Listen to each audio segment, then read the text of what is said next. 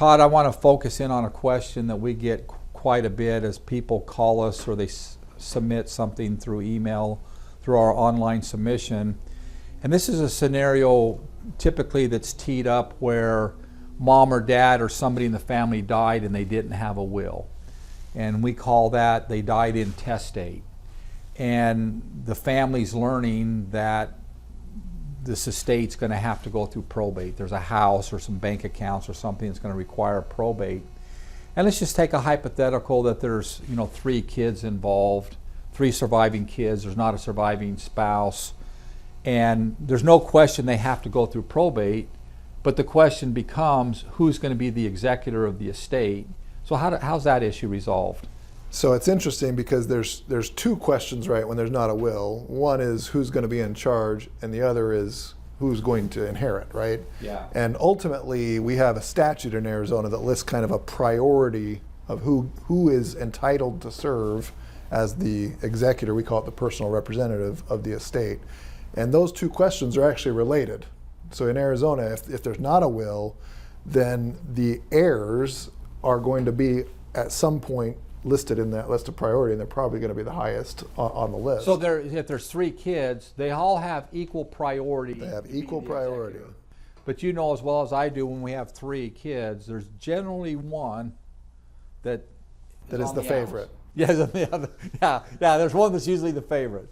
No, so the answer to that question is, I've seen it resolved a couple of different ways. One is the 3 just agree to serve together as co-personal representatives. That sounds fun. Not an ideal situation. Yeah, we're going to sell the house. I want to sell it right now. And I want this price. You want that price. I want to wait because we're in a down market. Right. You need the money, I don't.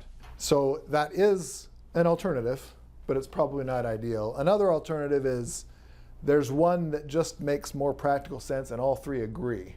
This one should serve. So this one agrees to accept the... Because maybe they live close by, easy to deal with. Maybe they have better contacts in the real estate market or whatever. And so 2 of them just sign a document where they agree we're going to renounce our right to serve in favor of this one. And so that's probably the best way to resolve it.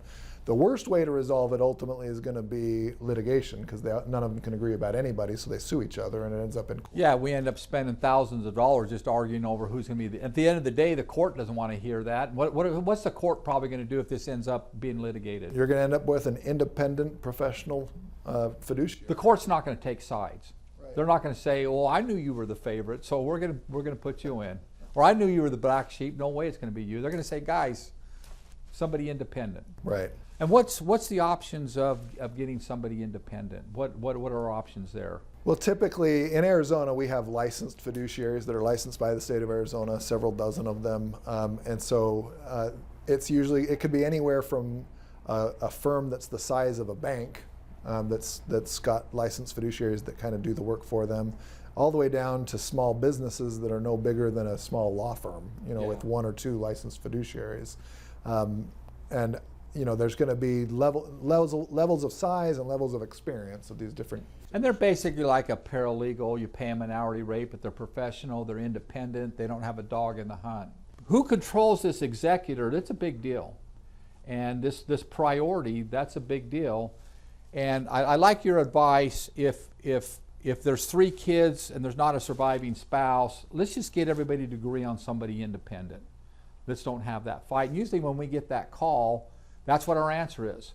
We will represent this estate, but only if all 3 of you sign off and agree to a separate, because the problem is if they don't agree, like you say, there's a lot of legal fees and horsing around just to find out who's going to be the executor. Well, thanks for your time today, Todd.